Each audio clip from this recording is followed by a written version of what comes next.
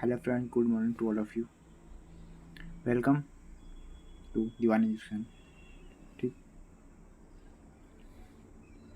हम लोग क्या पढ़ रहे थे? हम लोग इससे पहले लेक्चर में परसेंटेज का इंट्रोडक्शन देखा, परसेंटेज क्या होता है उसके बारे में देखा और कुछ परसेंटेज के क्वेश्चन किए। ठीक, जिसमें से क्वेश्चन नंबर मैंने 13 तक करा दिया है, 13 या 12 तक प्रीवियस लेक्चर नंबर 2 में करा दिया है। आज लेक्चर नंबर 3 है। ठीक, आज लेक्चर नंबर 3 है। ठीक, जिसमें हम लोग 13 क्वेश्चन नंबर देखेंगे, 13 से आगे तक प्रोसीड करेंगे जहाँ तक हो जाए। ठीक, वहाँ तक इसको ले चलेंगे। ठीक, तो अगर आपने प्रीवियस लेक्चर नहीं देखा होगा तो सर्च बार पे जाके दीवान एजुकेशन सर्च कर दीजिएगा। ठीक ठीक, वहाँ पे आपको मिल जाएगा। ठीक, लेक्चर नंबर 2 और इंट्रोडक्शन होगा परसेंटेज का, वो भी मिल जाएगा। ठीक, आज इस लेक्चर में हम लोग क्वेश्चन नंबर 13 देखेंगे, जिसमें से मैंने 7, 8, 9, 10, 11, 12 करा दिया था और 1 से 6 तक क्वेश्चन नंबर मैं नहीं कराया क्योंकि वो क्वेश्चन बहुत ही ईजी था। उस पर लेक्चर बना के टाइम वेस्ट होता। ठीक, इसलिए मैंने उसे नहीं कराया। ठीक, आज lecture number 13 sorry question number 13 देखेंगे। ठीक, क्वेश्चन नंबर 13 क्या बोल रहा है देखिए।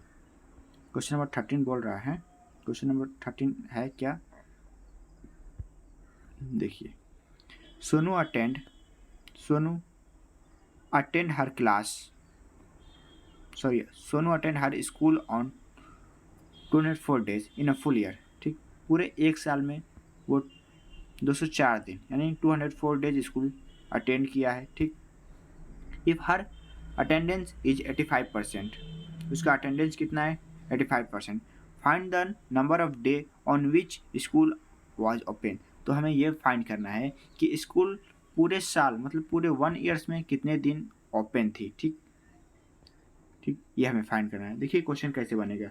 अगर हमें किसी चीज़ के बारे में नहीं पता होता है तो मैथमेटिक्स में क्या होता है कि हमें किसी के बारे में किसी के बारे में क्या मतलब मैथमेटिक्स के अकॉर्डिंग देखें तो हमें जो चीज़ नहीं पता रहता है उसे मान लेते हैं let the number be X. तो यहाँ पे भी हम मानेंगे क्या? Let the number be X. ठीक, तो let the number be X हमें मानना क्या है? वो क्वेश्चन में दिया रहता है कि लेट द नंबर बी हमें मानना क्या है। तो let the number of day school was open be X मानेंगे। ठीक, देखिए हमें ये पता करना है कि स्कूल कितने दिन ओपन थी। तो let the number of day, ठीक, द स्कूल वाज ओपन भी एक्स मान लेंगे। ठीक,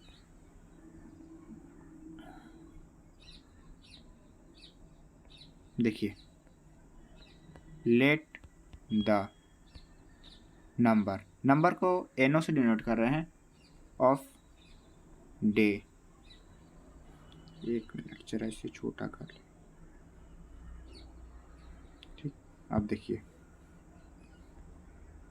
day, the school was opened. ठीक, वाज ओपनड बी एक्स। ठीक, क्लियर है, ये होगा। ठीक,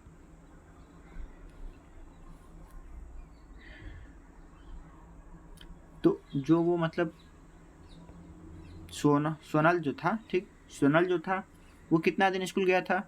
204 दिन। ठीक ठीक, ये 204 दिन जो गया था किसके कितना परसेंट था? 85% था। कितना में से? जितना मतलब जितना दिन स्कूल खुला था। तो स्कूल कितना दिन खुला था हमें पता नहीं, तो उसको एक्स माने हैं। ठीक, ये इक्वेशन मैंने कैसे बना दिया इसे हम देखते हैं। ठीक, एक्चुअली ये इक्वेशन तो ऐसे बनता है अगर हम लिखें ऐसे, देखिए एक्स। ठीक, total school x day open था। ठीक, एक्स का 85% वो स्कूल अटेंड किया था। ठीक, सोनल एक्स का 85% अटेंड किया था। ठीक, ये किसके बराबर था? पूरा 85% जो किसके बराबर था? इतना डे स्कूल गया था यानी इतना अटेंड किया था यानी इतना दिन स्कूल गया था। 240 डेज स्कूल गया था। ये अब हमारा बन गया यहाँ से वन वेरिएबल इक्वेशन। ठीक ठीक, देखिए अब यहाँ से x की वैल्यू हम फाइंड कर लेंगे। ठीक, कि x इंटू 18/100 जब परसेंटेज को सिंबल को हटाएंगे तो अपन में 100 आ जाता है। देखिए अब यहाँ से x की वैल्यू हम इजिली फाइंड आउट कर सकते हैं। x की वैल्यू फाइंड कैसे करेंगे, x इक्वल टू, देखिए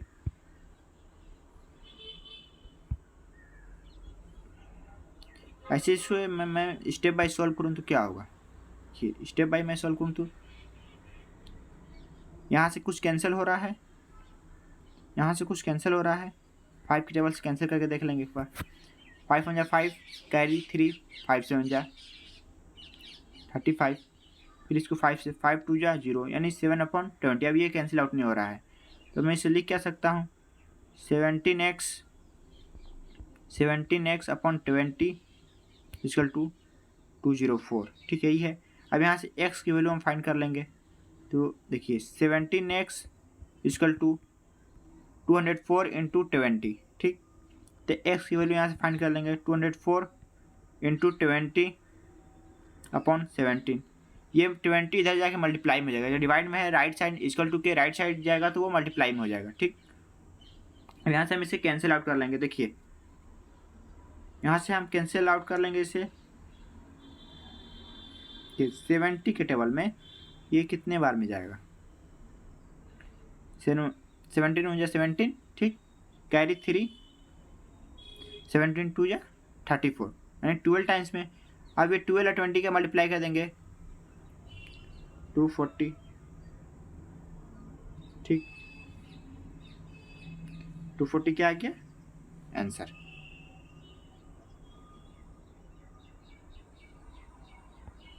ये हुआ हमारा आंसर।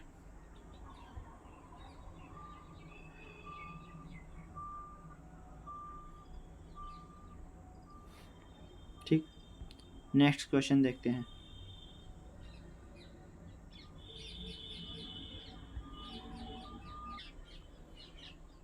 एक्स की वैल्यू हमारी आ गई क्या, 240 डेज, यानी स्कूल ओपन था 240 दिन, जिसमें से वो 204 दिन गया था, यानी 204 डेज गया था, 204 डेज गया था और 240 डेज ओपन था। ठीक, 204 डेज गया था तो टोटल स्कूल ओपन था इतना दिन। ये आपका फुल एंड फाइनल आंसर ये हो गया। ठीक,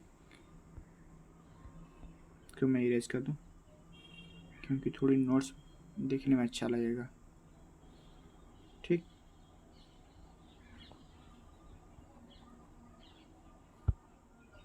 देखिए इसको आपको नोट डाउन करना है तो कर लीजिए, मैं इसे छोटा कर दिया हूँ। ये क्वेश्चन नंबर 13 था। ठीक, स्क्रीनशॉट ले लीजिए या नोट डाउन कर लीजिए। देखिए नेक्स्ट क्वेश्चन क्या है, इसे भी मैं इरेज कर देता हूँ।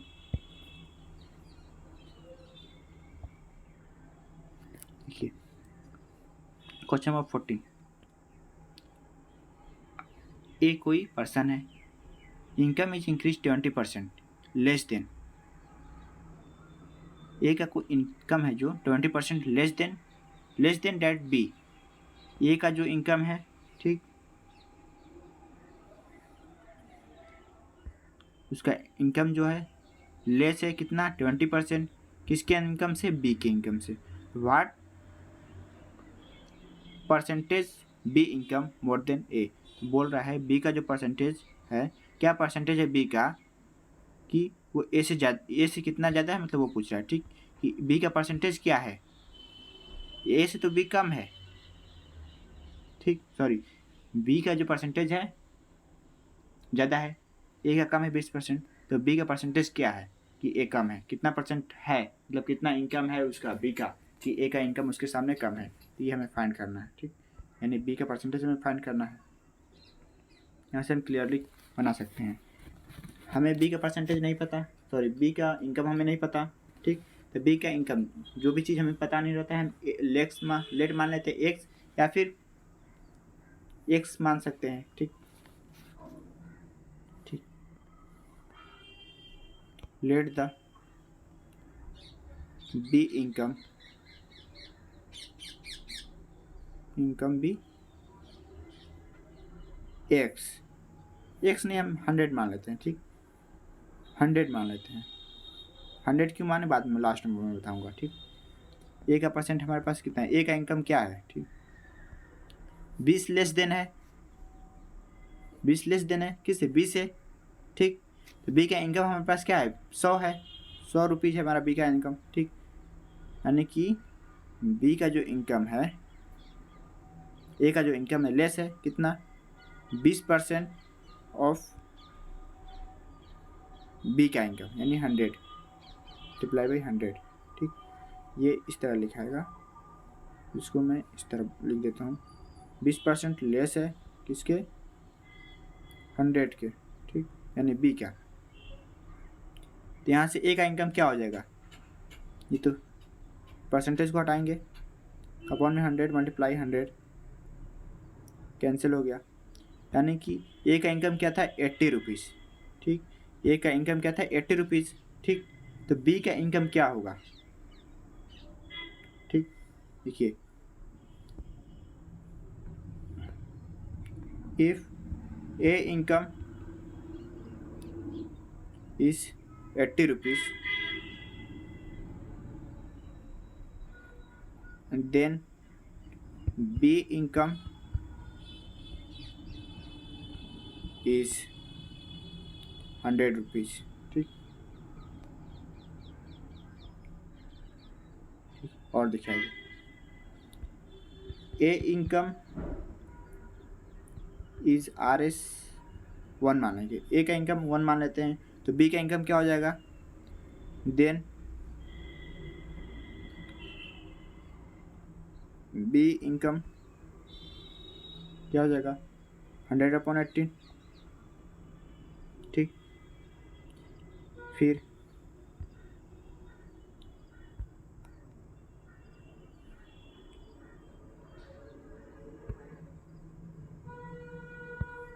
देखिए,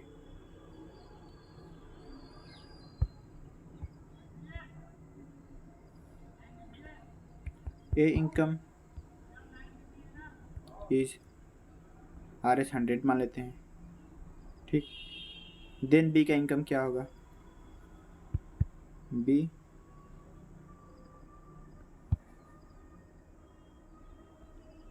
देन बी इनकम, ठीक। पहले क्या था, 100/80, अब 100 मान लिए हैं तो 100 से मल्टीप्लाई कर देंगे, 10 से 10 कैंसिल हो जाएगा, ठीक। देखिए,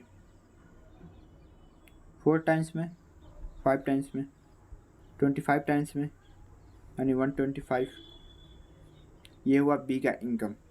देखिए, आपको मैं एक बार रिमाइंड करा देता हूँ यहाँ पे असल में हुआ क्या, ठीक। देखिए, क्वेश्चन नंबर क्या था, 14 था, ठीक।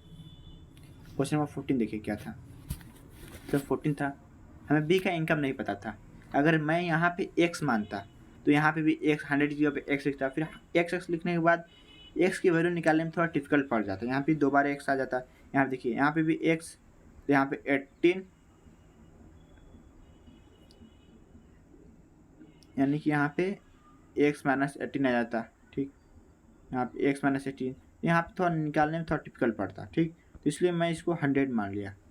जहाँ पे x की, जहाँ पे इनकम की बात आती है, मतलब ए का इनकम इतना है, बी का इनकम इतना है, तो सी का इनकम क्या होगा, ऐसे। इस जहाँ पे हम लेट नहीं मानते, एक्स नहीं मानते, लेट मान लेते हैं 100, इनकम मान लेते हैं 100, ठीक। यहाँ पे इसका इनकम मान लिया 100, ठीक। अब बी का इनकम हो गया 100, तो ए का इनकम क्या था, बी के 20 लेस देन था ए का, ठीक।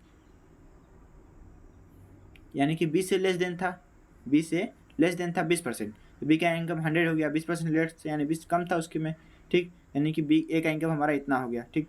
देखिए, ए का इनकम हमारा ये है, ठीक, ए का इनकम ये है, ठीक, 80 रुपीज़, और बी का इनकम क्या है, कैंसिल हो गया, ए इनकम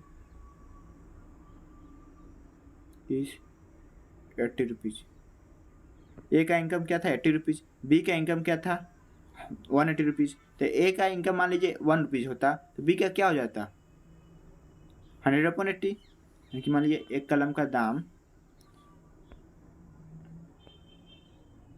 10 कलम का दाम 100 रुपीज़ है, तो एक कलम का दाम क्या होगा 100/10 ये होगा। उसी तरह यहाँ पे ए का इनकम था 80 रुपीज़, अब बी का इनकम था 180 रुपीज़, सॉरी 100 रुपीज़, ठीक। तो ए का इनकम मान लिए 1 रुपीज़, तो बी का क्या हुआ 100/1। अगर बी का फिर ए का हम मान लिया 100 रुपीज़, ठीक, तो बी का क्या हो जाएगा 100/80 मल्टीप्लाई 100। यहाँ देखिए एक कलम 10 कलम का दाम 100 रुपीज़, तो एक कलम का दाम इतना, यानी 20 कलम का दाम कितना हो जाएगा 100/10 मल्टीप्लाई 20। तो उसी तरह यहाँ पे भी हुआ है। ठीक, क्लियर है।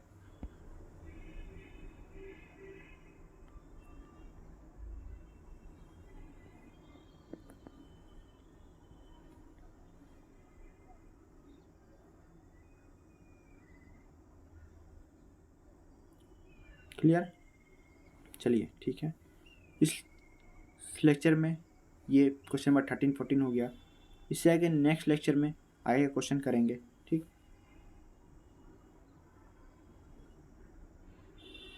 अगर आपको इस लेक्चर में कोई डाउट होगा तो कमेंट सेक्शन में पूछ लीजिएगा। ठीक, थैंक यू, धन्यवाद।